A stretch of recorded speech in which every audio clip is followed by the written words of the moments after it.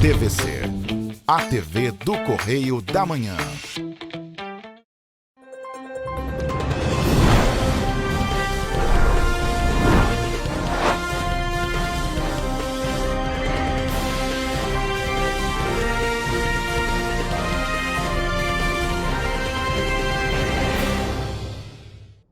Olá, boa tarde para você que nos assiste. Eu sou o Hugo Petersen e começamos agora mais uma edição do Correio Petropolitano Debate, aqui nas telas da TVC, a TV do Correio da Manhã, nesta terça-feira, dia 14 de julho. E dessa vez, como vocês já podem observar, nós estamos começando de um jeito diferente, começando com a nossa entrevista ao vivo. E dessa vez estamos aqui ao vivo com Guilherme Moraes, secretário de Defesa Civil de Petrópolis, que veio conversar um pouquinho com a gente sobre a atuação da pasta, a atuação da Defesa Civil durante esse período de inverno. Tudo bem, Guilherme? Seja bem-vindo mais uma vez. Boa tarde, Hugo. Boa tarde a todos. Sempre um prazer estar aqui, né? Ainda mais esse convite que a gente tem a oportunidade de estreitar um pouco da relação da Secretaria de Proteção e Defesa Civil com a comunidade, com a sociedade como um todo. Sempre um prazer te receber aqui no programa e, é claro, muito importante fazer essa ponte justamente entre a Secretaria, entre o Executivo e, é claro, a população, justamente para trazer essas informações. Mas, Guilherme, antes da gente falar justamente sobre a atuação da Defesa Civil, pedir para você se apresentar para o nosso público. Me chamo Guilherme Moraes, sou tenente-coronel do Corpo de Bombeiro Militar do Estado do Rio de Janeiro e atualmente secretário de Proteção e Defesa Civil de Petrópolis.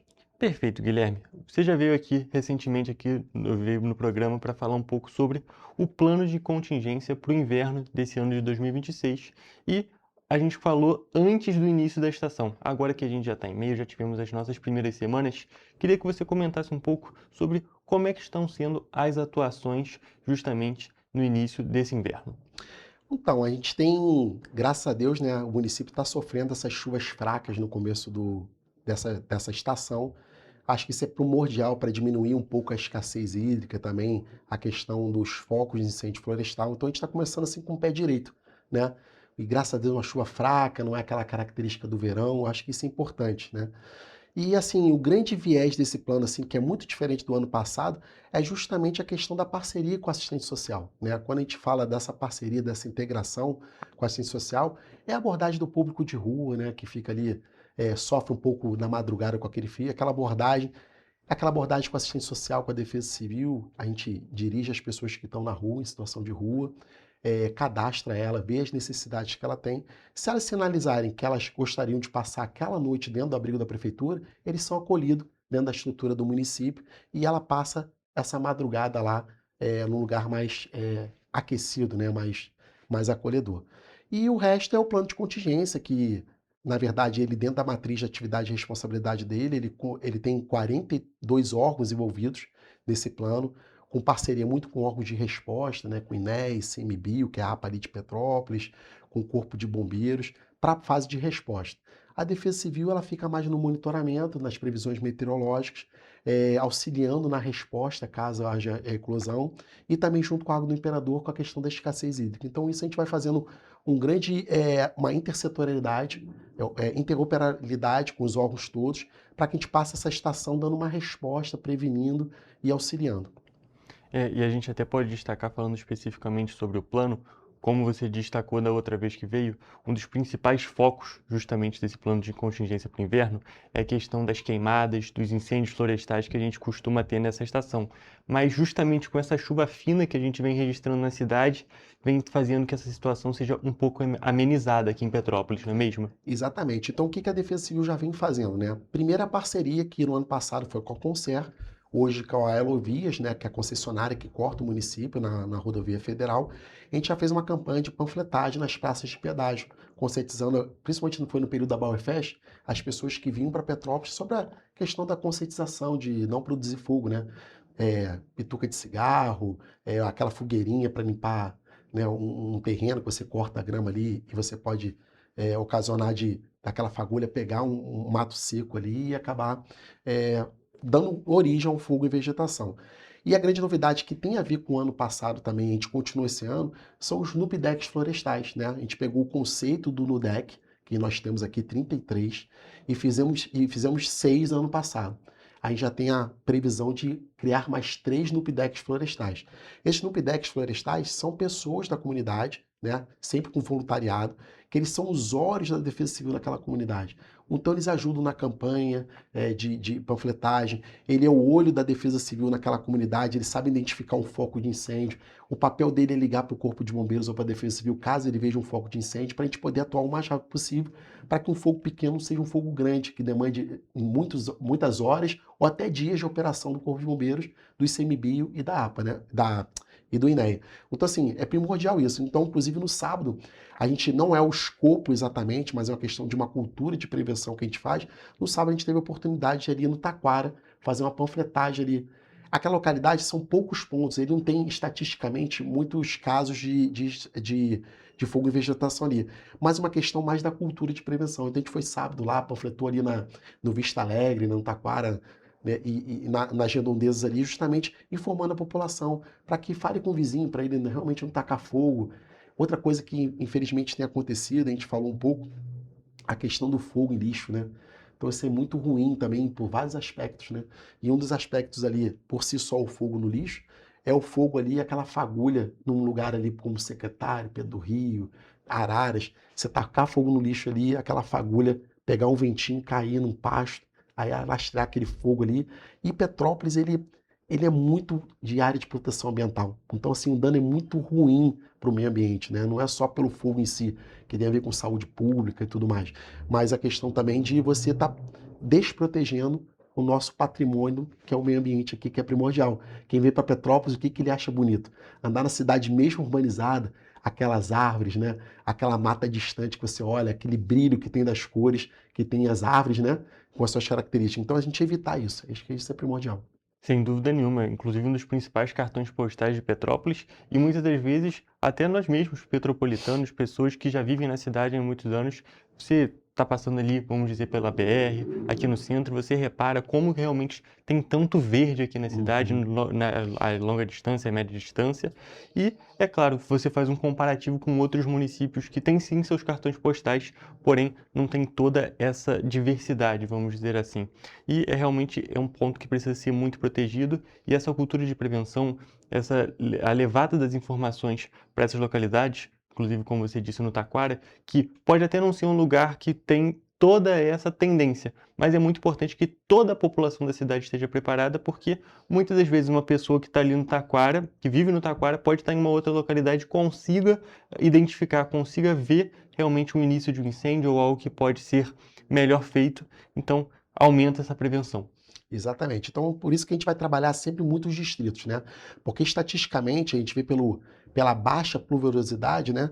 A gente vê no que geralmente o segundo, terceiro, quarto e quinto distrito é que chove menos. E é a parte que tem mais verde, né? Tirando o segundo ali, com certeza o terceiro, o quarto e o quinto. Então a gente vai trabalhar muito maciçamente ali nos distritos, justamente para conscientizar a população, porque a gente sabe que o fogo em vegetação, no mais de 90% é causa natural.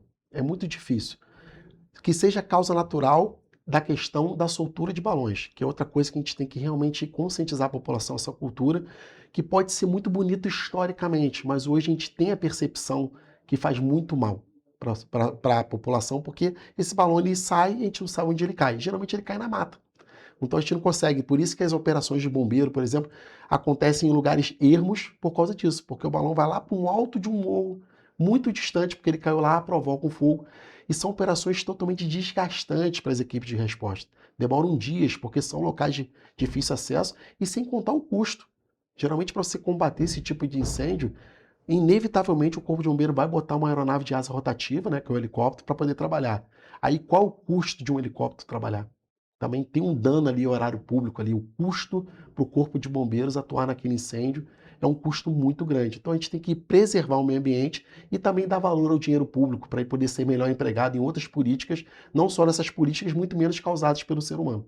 Sem dúvida nenhuma. E um outro ponto que a gente tem que destacar é que muitas das vezes vai ter uma grande parte do efetivo destacada justamente para combater um incêndio, em uma outra situação pode não conseguir ter uma atuação tão rápida, justamente porque a equipe está deslocada para esse local mais ermo, esse local mais afastado, como você disse.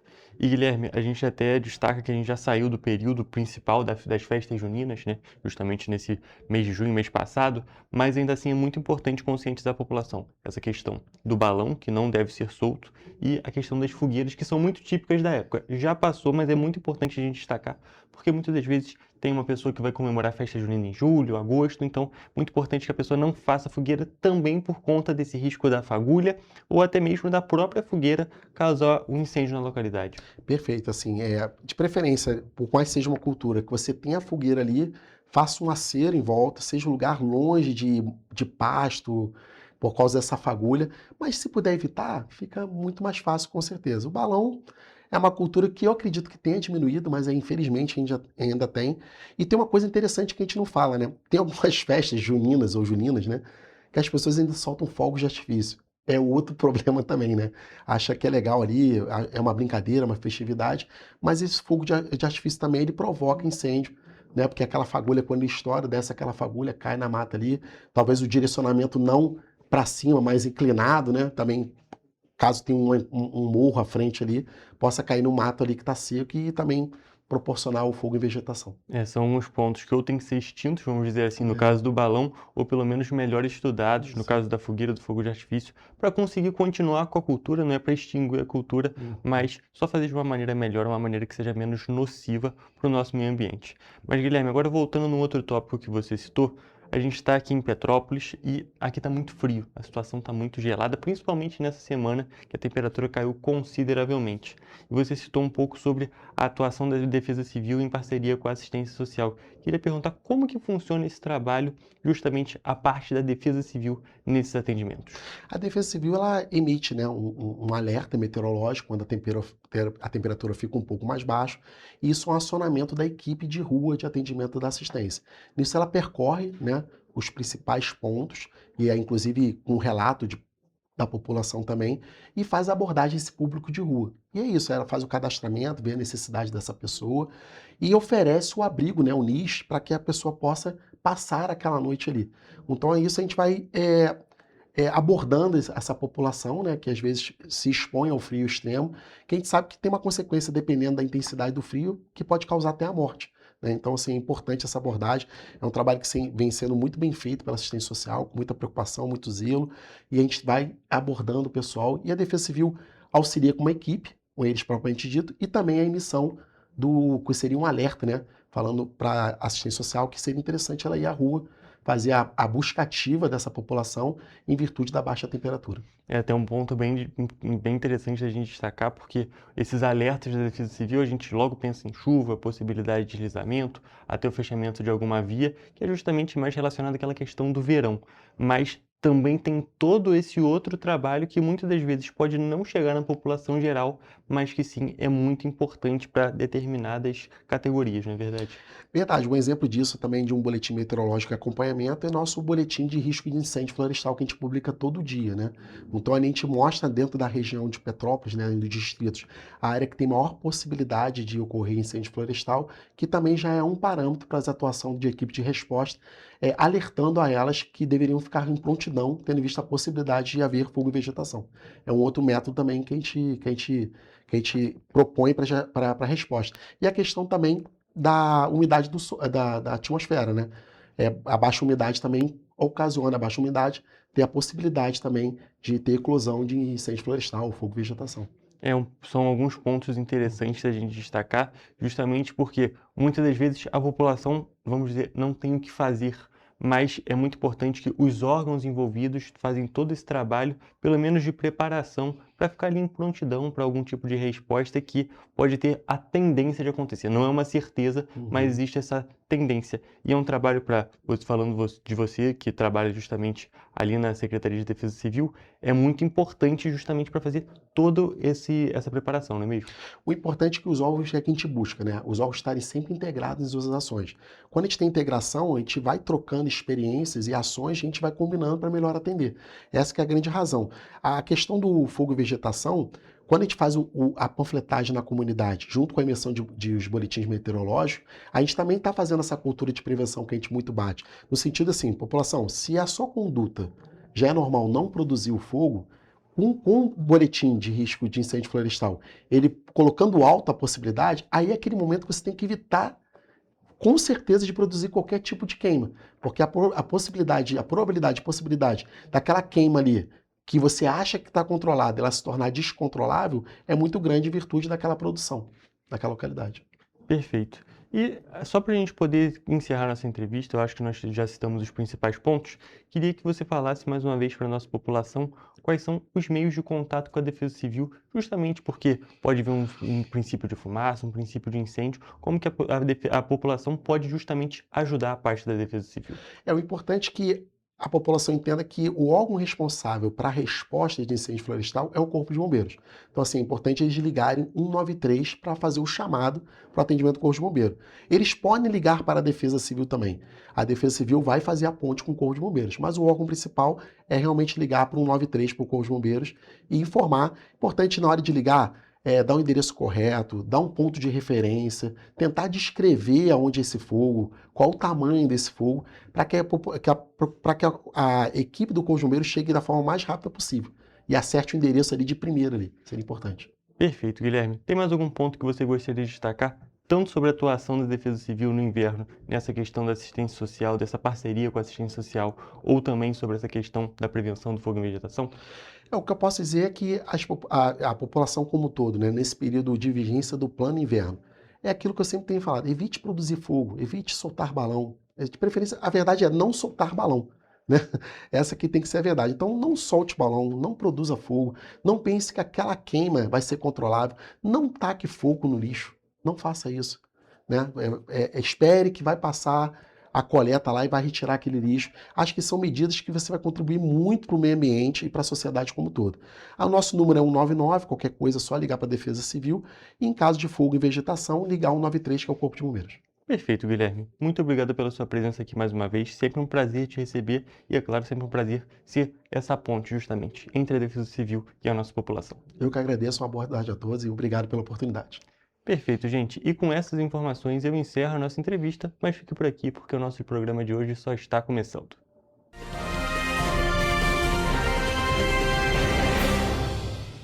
Petrópolis, uma cidade histórica que agora tem um novo ponto de conexão. O Correio Petropolitano se renovou e leva o que de mais importante acontece na cidade, de maneira mais ágil e acessível. Acesse as notícias de Petrópolis de maneira rápida e prática, onde quer que você esteja. Fique por dentro dos acontecimentos da cidade, da política, da cultura e muito mais. Correio Petropolitano. A informação de qualidade a um clique de distância. Acesse www.correiopetropolitano.com.br. Para ter mais qualidade de vida, conte com a maior rede de academias de Petrópolis. Aqui na Corper, com uma mensalidade, você utiliza todas as unidades: Centro, Bingen, Itamaraty e Itaipava. Com planos a partir de R$ 98,00, a academia oferece ambientes modernos para você cuidar da sua saúde com segurança. Os espaços contam com dezenas de aparelhos de musculação, diversos equipamentos para aeróbico e funcional, além, é claro, de profissionais qualificados e uma extensa grade de aulas coletivas, que inclui dança, bike, jump, wolf fit, step fit, entre outras. Nossas estruturas são equipadas com salas de musculação e aulas coletivas, salas de avaliação física e nutricional, vestiários e estacionamentos amplos. Venha nos fazer uma visita e surpreenda-se!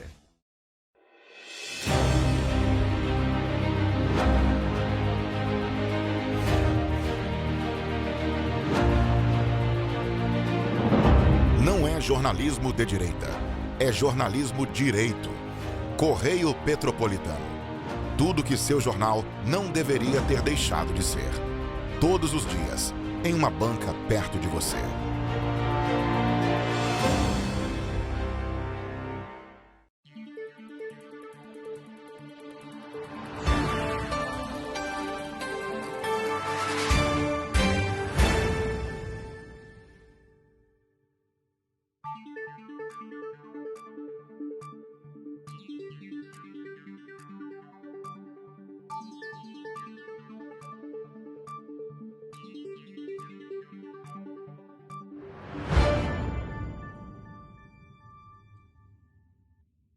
Ensinar inglês na pré-adolescência exige diferentes estímulos no aluno. O curso Kids and Teens a Mais conta com professores especializados que abordam o inglês de maneira lúdica e objetiva. Através de 4 módulos, conduzimos os alunos de 9 a 14 anos do nível básico para o avançado, oferecendo total segurança na hora de se comunicar e argumentar em inglês, inclusive ser capaz de realizar futuros exames de certificação. Na Minds English School, você aprende o inglês que te leva longe.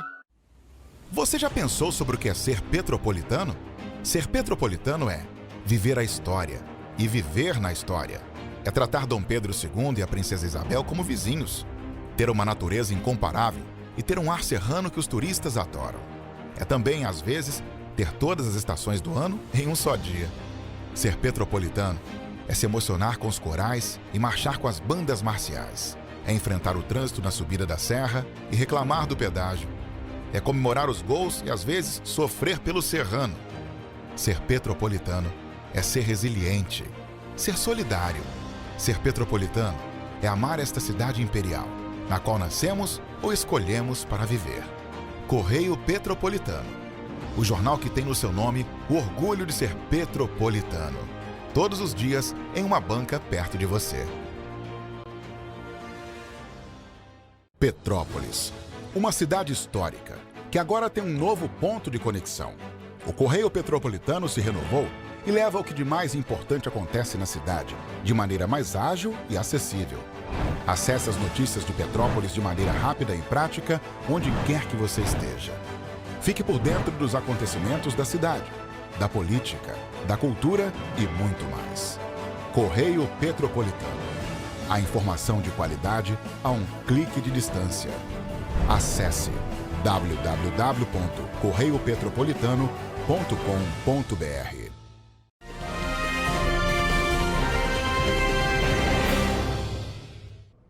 Estamos de volta com o Correio Petropolitano Debate e vamos agora justamente para o nosso bloco de notícias petropolitanas. Olha só, gente, a apreensão de 23 ônibus da empresa Turp Transporte, autorizada em uma decisão liminar da Justiça de Petrópolis, foi suspensa na noite desta segunda-feira após uma manifestação da Prefeitura. Segundo o município, nenhum veículo foi recolhido e a operação das linhas segue normalmente nesta terça-feira. A medida judicial foi concedida em uma ação do banco Volkswagen, que cobra uma dívida de mais de R$ 9.400.000 referente ao financiamento da frota da empresa. Na petição inicial, o banco Volkswagen cita que a empresa Turp, que atua em Petrópolis, deixou de pagar parcelas dos contratos de financiamento firmados para a aquisição da frota. A dívida engloba valores vencidos e parcelas futuras antecipadas em razão do inadimplento contratual, mecanismo previsto na legislação para contratos com alienação fiduciária, ou seja, a garantia em que o devedor transfere temporariamente o bem até a quitação da dívida. De acordo com a ação, foram celebrados 5 contratos na modalidade frotista e outros 13 contratos de crédito com garantia de alienação fiduciária, totalizando 23 ônibus. Os veículos foram adquiridos entre 2021 e 2024 e servem como garantia das operações financeiras. Na decisão, o juiz entendeu que os documentos apresentados demonstravam em uma análise preliminar a existência dos contratos, a constituição da garantia fiduciária, o atraso no pagamento das parcelas e a comprovação dos atrasos da empresa, e autorizou a expedição do mandado de busca e apreensão dos veículos após o recolhimento das custas judiciais, que são as taxas cobradas pelos tribunais para cobrir despesas com processamento de ações judiciais. A decisão foi proferida em meio à intervenção da Prefeitura de Petrópolis, que avalia o atual cenário da empresa no município. A medida foi decretada no dia 20 de maio, após a recorrência de quebras dos coletivos, atrasos nos pagamentos de direitos trabalhistas e paralisações dos funcionários da empresa. A nossa equipe questionou o Sindicato das Empresas de Transporte Rodoviário de Petrópolis, o CETRANSPETRO, sobre a decisão, mas até o fechamento desta edição não obtivemos resposta. E olha só, gente, a sala de trauma do Hospital Santa Teresa, aqui em Petrópolis, divulgou os dados dos atendimentos referentes ao mês de junho de 2026. Os acidentes de trânsito lideram o registro com mais 126 casos. E, mais uma vez, as ocorrências com motocicletas lideram os registros na unidade, que atende também a ocorrências de agressões, quedas, queimaduras, entre outros tipos de acidentes. A sala de trauma do Hospital Santa Teresa é referência no atendimento de urgência em Petrópolis e recebe pacientes tanto pelo Sistema Único de Saúde quanto por convênios. Em junho de 2026, foram registrados 126 atendimentos relacionados a acidentes de trânsito. Desse total, 69 envolveram motocicletas, 27 carros e 6 casos de atropelamentos. Os dados também mostram que a maior parte dos atendimentos continua sendo realizada pelo Sistema Único de Saúde. Em junho, foram 69 atendimentos envolvendo motocicletas pelo SUS, 27 com carros e 6 atropelamentos. Pelos convênios, foram 18 com motos e 6 com carros. Em maio, a unidade registrou 147 casos de acidentes de trânsito. Desse total, 89 envolveram motocicletas, 42 carros e 16 atropelamentos. Em junho, apesar da queda de 14,29%, esses números ainda reforçam a necessidade de mais atenção de motoristas e motociclistas no trânsito. O que você faz para prevenir os acidentes de trânsito aqui na cidade? A gente tem que estar sempre atento, né, nas sinalizações, atento no trânsito mesmo. É o que tem que se fazer. Procurou andar com atenção, né? Prestar atenção no pedestre, sinais. O que puder fazer com atenção, a gente faz. Acho que a quantidade de carros aqui em Petrópolis cresceu muito e a cidade não se preparou para isso. Para a Fernanda, atualmente o celular é um dos principais inimigos da concentração no trânsito. A falta de atenção de todo mundo. O sinal abre, a pessoa aproveita para poder estar olhando o telefone e não presta atenção. É importante lembrar que os dados são referentes a pacientes do Sistema Único de Saúde, o SUS, e de convênios. Além disso, a sala de trauma da unidade não recebe apenas atendimentos relacionados a trânsito, mas também outros tipos de casos, como queda, agressão, queimaduras, lesões por arma branca e arma de fogo. E agora uma notícia para quem está em busca de oportunidades aqui na cidade imperial. O balcão de empregos desta semana está com mais de 100 vagas de emprego disponíveis aqui em Petrópolis. Vamos conferir. O balcão de empregos da Prefeitura de Petrópolis oferece nesta semana 122 oportunidades de trabalho. As vagas estão disponíveis até a sexta-feira, dia 17 de julho, e os candidatos podem realizar o cadastro dos currículos no site da Prefeitura. Entre as oportunidades desta semana, existem vagas que não exigem experiência, como ajudante de cozinha, analista de logística, balconista de padaria, embalador à mão, operador de caixa, técnico de informática, entre outros. E as outras oportunidades que exigem experiência prévia estão disponíveis em nosso site, correiopetropolitano.com.br, onde você pode encontrar mais oportunidades e detalhes sobre as vagas. E olha só, gente, agora vamos para uma outra notícia que nós trouxemos ontem aqui no Correio Petropolitano Debate, mas é muito importante que seja mais divulgada e, é claro, tenha mais detalhes. O recadastramento anual do aluguel social pago pelo Estado começou ontem, na segunda-feira, aqui no município. O procedimento é obrigatório para as quase 2.500 pessoas beneficiárias do programa e vai acontecer até o mês de novembro. O atendimento para recadastramento do aluguel social acontece no setor de aluguel social, que fica na rua Dom Pedro, número 199, no centro de Petrópolis. Todos os 2.468 beneficiários do programa devem comparecer com os documentos solicitados nos dias e horários marcados. O espaço funciona de segunda a sexta-feira, das 8h30 até as 11h30 da manhã e de 1h30 até 3h30 da tarde. O recadastramento deve ser realizado por quem recebe o benefício de R$ 800 pago pelo governo do estado, com complemento de até R$ 200 pelo município depois da chuva de 2022, e também quem tem o benefício de R$ 500 também pelo governo do estado, no caso de pessoas atingidas por chuvas como as de 2011, 2013 e 2020. A listagem com os nomes, datas e horários para comparecimento está disponível no site da Prefeitura, em petrópolis.rj.gov.br. Também é possível esclarecer dúvidas pelo WhatsApp, DDD 24 99300 9672 ou pelo telefone, DDD 24 2291 1927. A Prefeitura reforça que é necessário levar a documentação pessoal original de cada um dos membros de que residiam na casa afetada. sendo esses documentos RG, CPF e certidão de nascimento ou casamento e comprovante de renda. No caso de renda formal, é necessário levar contra-cheque ou carteira de trabalho digital, atualizado nos últimos 3 meses. No caso de renda informal ou ausência de renda, a carteira de trabalho física ou digital ou o nada consta do Ministério do Trabalho. No caso de benefício como aposentadoria, pensão, BPC, entre outros, é necessário levar o extrato do banco atualizado nos últimos 3 meses. Também é necessário levar outros documentos relacionados ao benefício em si, como comprovante de residência atual em nome do beneficiário ou membro da família, contrato de locação com firma reconhecido junto à cópia do RG, CPF e dados bancários do proprietário do imóvel e folha resumo do cadastro único que deve estar atualizada no respectivo CRAS para a realização do recadastramento. A Prefeitura reforça que não é necessário levar laudo de interdição da Defesa Civil e nem comprovante de residência do imóvel interditado.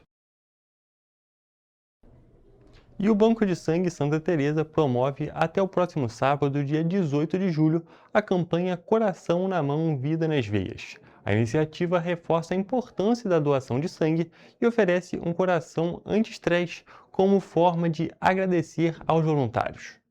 A gente criou essa campanha agora, né, para dar um agrado, né, ao doador, porque o doador é uma pessoa muito importante para a gente, né, porque através dele a gente salva vidas.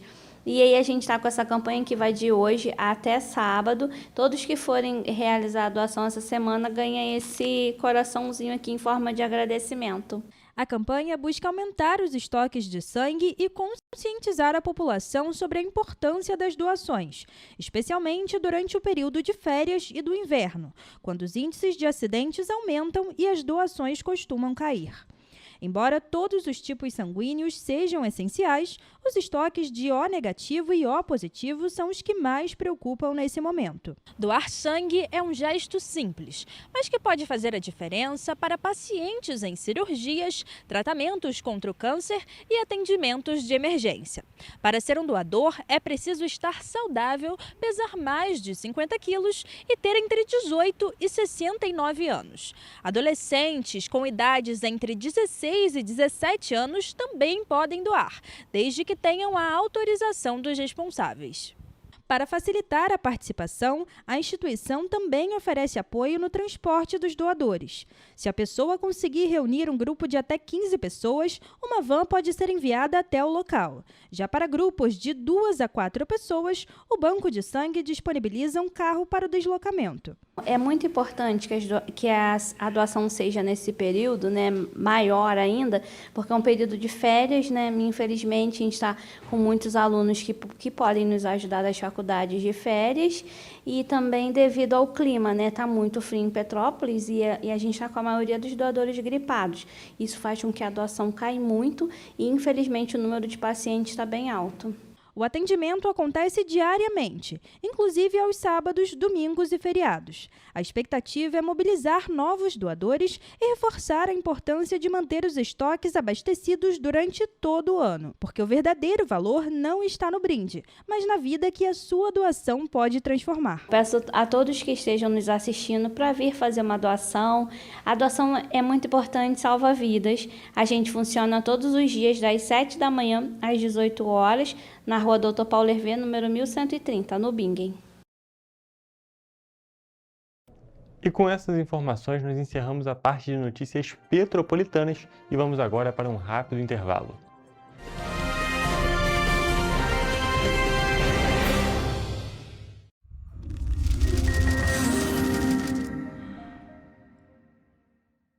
O grupo de jornais que mais cresceu no Brasil apostou na força do impresso e no jornalismo direito.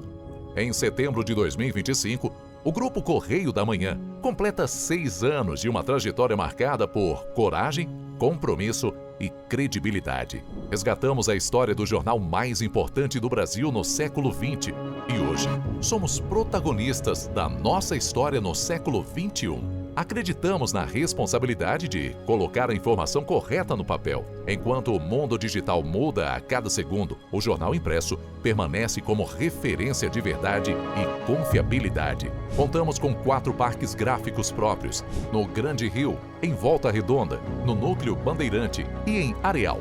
Em Brasília, equipados com 8 rotativas de alta tecnologia que produzem todos os nossos jornais em cores. São 5 jornais diários. Correio da Manhã, Estado do Rio. Correio da Manhã Nacional. Correio Sul-Fluminense. Correio Petropolitano. Correio da Manhã Distrito Federal. E o grupo Vai Além. Abriga o tradicional Jornal da Barra, com 35 anos de história. A lendária revista O Cruzeiro e o Jornal de Turismo, publicado há 59 anos.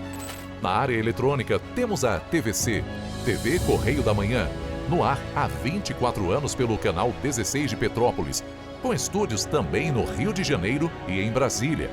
Crescemos com uma missão clara: levar ao leitor uma informação verdadeira. É um jornalismo direto e direito. Um jornal que respeita a política e é respeitado pelos políticos. Nossas páginas e plataformas reúnem um time de jornalistas e colunistas de peso: Fernando Molica, Rodolfo Lago, Thales Faria, Cláudio Magnavita, Ricardo Cravo Albim, Rui Castro, Alexandre Garcia, Aristóteles Drummond, entre outros nomes que ajudam a construir a credibilidade da nossa marca. São 4 redações integradas e um conteúdo cada vez mais ampliado no meio digital. Grupo Correio da Manhã. Informação com tanta credibilidade que é impressa todos os dias.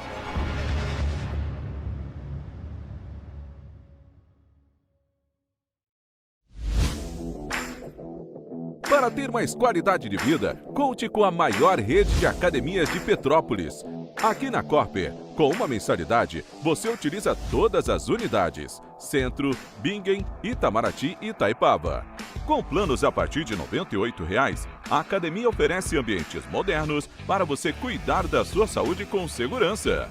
Os espaços contam com dezenas de aparelhos de musculação, diversos equipamentos para aeróbico e funcional, além, é claro, de profissionais qualificados e uma extensa grade de aulas coletivas, que inclui dança, bike, jump, wolf fit, step fit, entre outras. Nossas estruturas são equipadas com salas de musculação e aulas coletivas, salas de avaliação física e nutricional, vestiários e estacionamentos amplos. Venha nos fazer uma visita e surpreenda-se! Esse aí sou eu, há 18 meses estudando inglês. Cada passo no aprendizado foi uma porta que se abriu para o meu futuro. Sabe o conhecimento que você desenvolve hoje? Ele é a chave para novas oportunidades incríveis do amanhã. É o equilíbrio perfeito entre aprender e aproveitar cada momento dessa jornada empolgante. E agora, aqui estou eu, na minha tão sonhada vaga em uma multinacional. O inglês abre portas. Fale Minds. Sem você, o nosso jornal não funciona. Você viu um problema no seu bairro? Uma rua em condições de abandono, um acidente ou até um vazamento de água? Filme, fotografe ou escreva. A sua denúncia pode virar reportagem na TV. E quando você denuncia, a gente vai até você. Estamos aqui para cobrar respostas das autoridades. Porque cada voz conta e faz diferença. Queremos mostrar o que afeta o seu dia a dia. Nos ajude a mostrar a realidade de onde você vive. Denuncie pelo WhatsApp DDD 24 99248 3167. TV Correio da Manhã. Jornalismo por você e com você.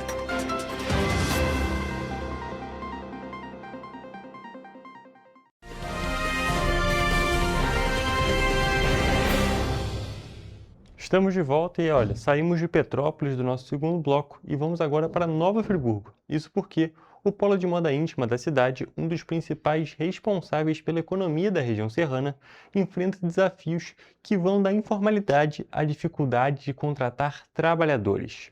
O diagnóstico foi apresentado durante uma audiência pública realizada na última semana na Câmara Municipal, por iniciativa do vereador Evandro Miguel. Representantes do setor defenderam uma maior fiscalização contra empresas irregulares, a ampliação do horário das creches e mais investimentos públicos na FEVEST, considerada a maior feira de negócios de confecção da América Latina. Durante a audiência realizada na última quarta-feira na Câmara Municipal, o presidente do Sindicato das Indústrias do Vestuário de Nova Friburgo e região, Gustavo Moraes, apresentou um panorama da cadeia produtiva.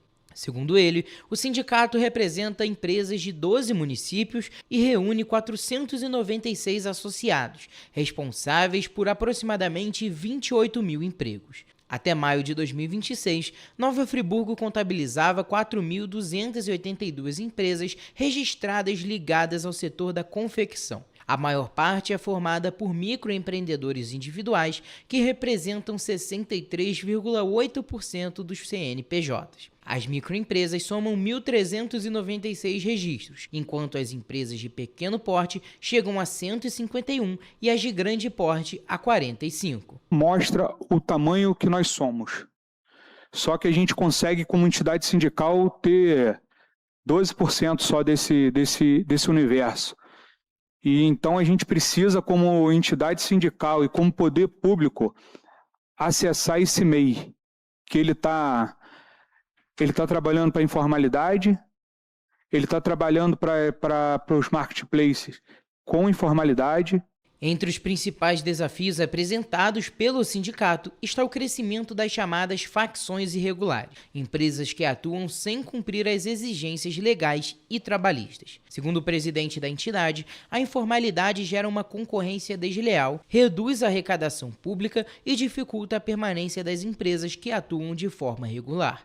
Outro problema apontado durante a audiência foi a dificuldade para contratar e manter trabalhadores nas empresas de confecção.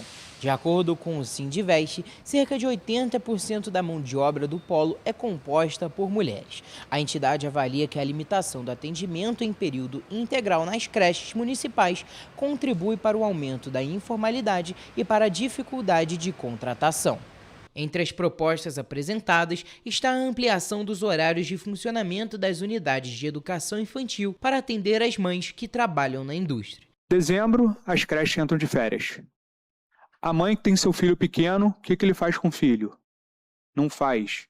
Ela não tem recurso suficiente para pagar uma cuidadora durante todos os dias. Aonde estoura isso?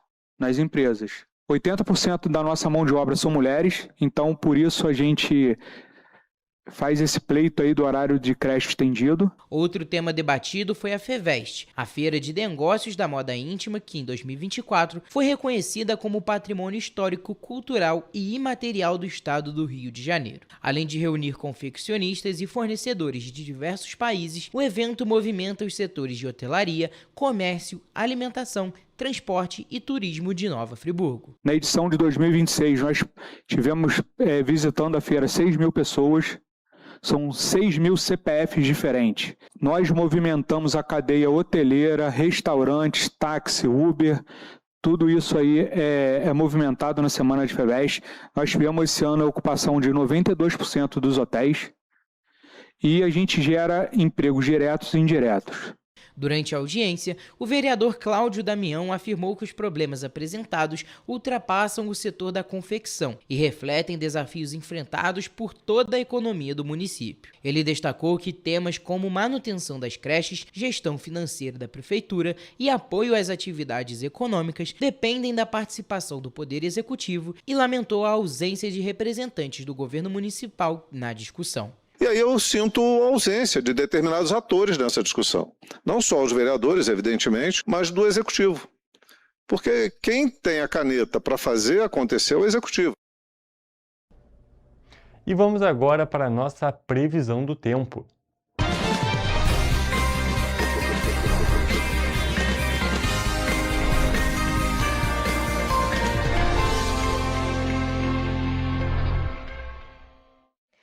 Olha, gente, a previsão para esta quarta-feira na região sudeste indica um predomínio de tempo firme e estabilidade, com o sol aparecendo entre poucas nuvens. As temperaturas vão ser amenas, com manhãs e madrugadas frias e com possibilidade de elevação gradual ao longo da tarde.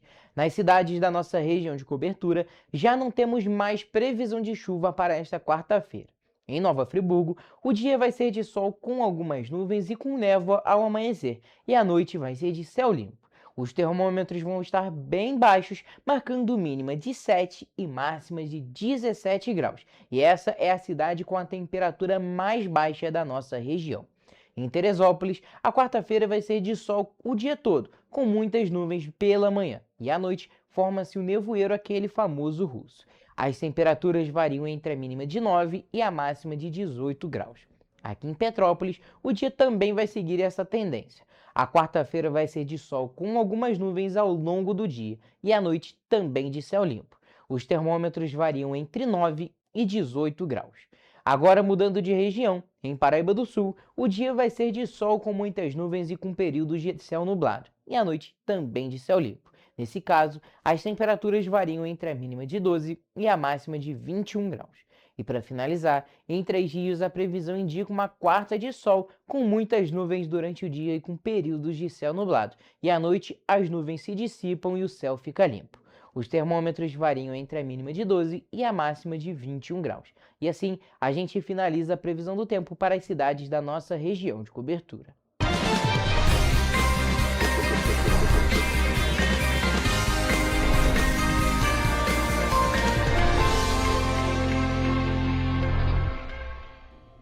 E olha só, gente, em uma matéria bem próxima também dessa questão da previsão do tempo, de todas as questões climáticas, representantes da Secretaria de Estado de Defesa Civil e integrantes de outras secretarias se reuniram nesta quinta-feira, ou no caso, na realidade, na quinta-feira passada, no quartel central do Corpo de Bombeiros Militar do Estado do Rio de Janeiro. O objetivo do encontro foi alinhar as estratégias de atuação conjunta voltadas ao período de chuvas em todo o estado.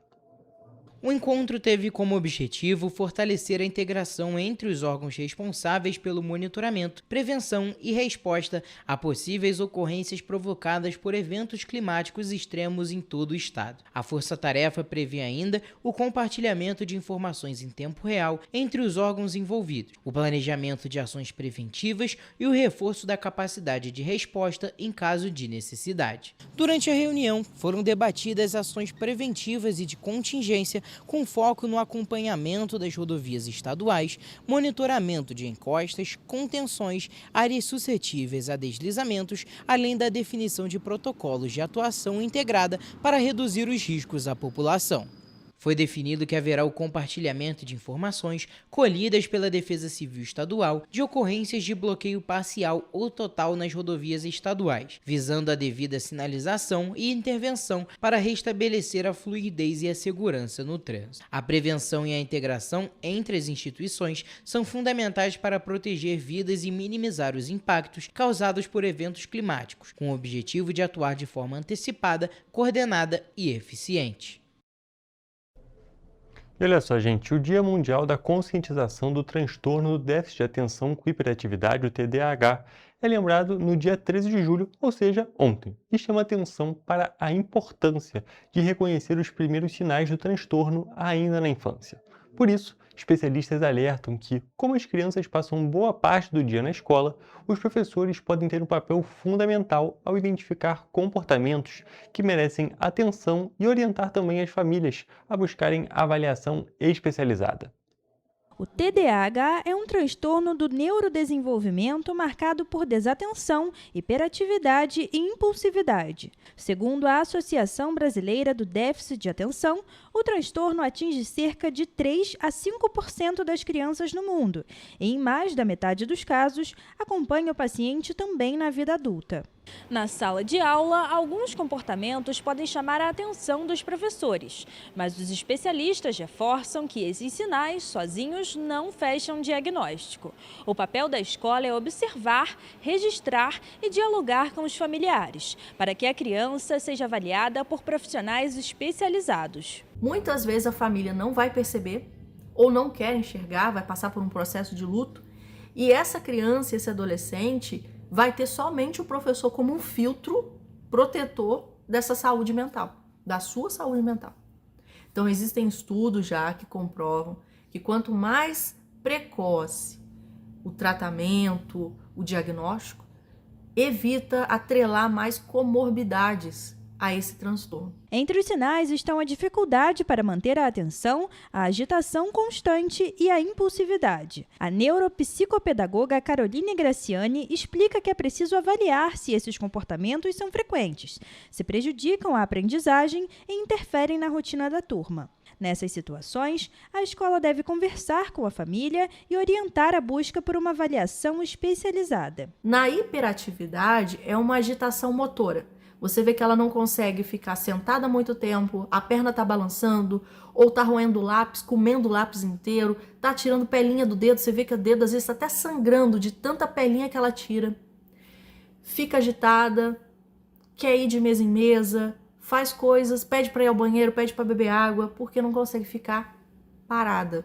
Para os alunos que já têm o diagnóstico, pequenas adaptações podem fazer a diferença no dia a dia. Deixar o estudante mais próximo do professor, reduzir estímulos que causem distração, organizar a rotina, dividir as tarefas em etapas e dar orientações claras são algumas das estratégias que ajudam no processo de aprendizagem. Então, primeiro, é mudar ela de lugar.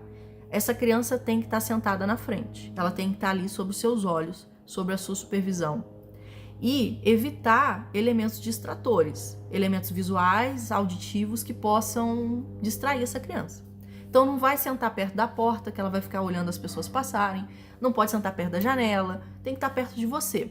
E eliminar o máximo possível de elementos que vão distrair.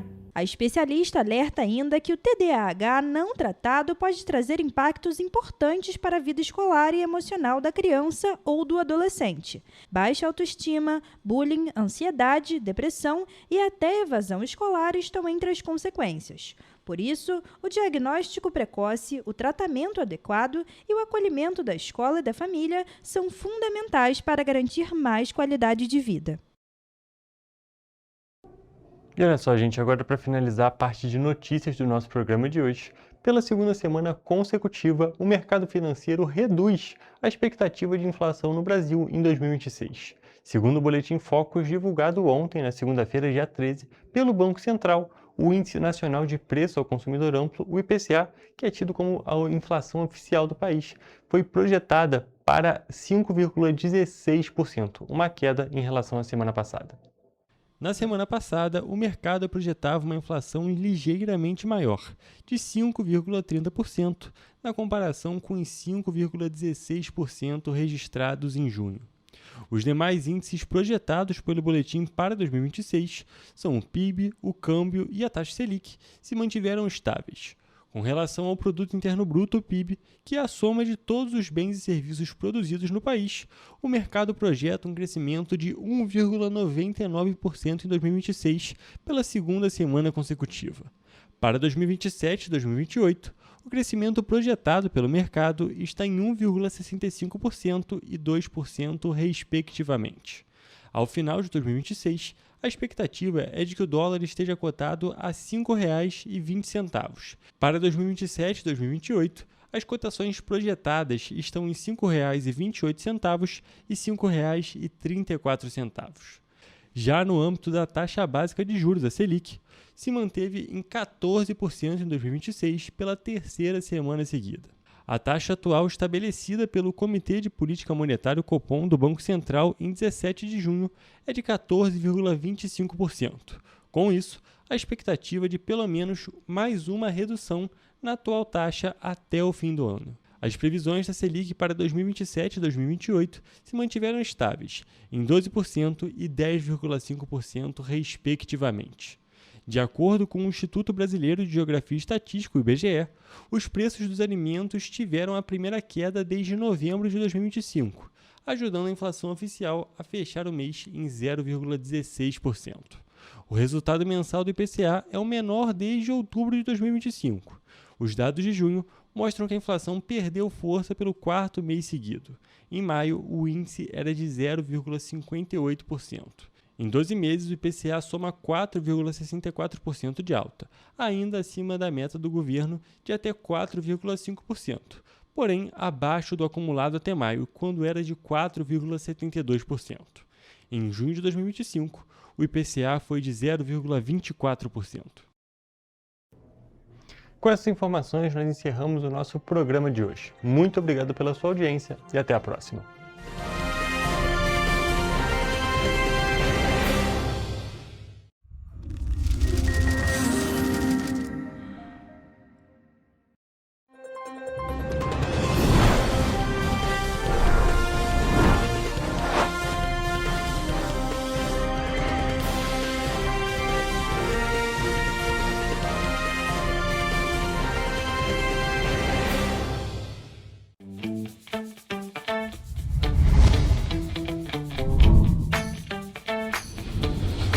TVC, a TV do Correio da Manhã.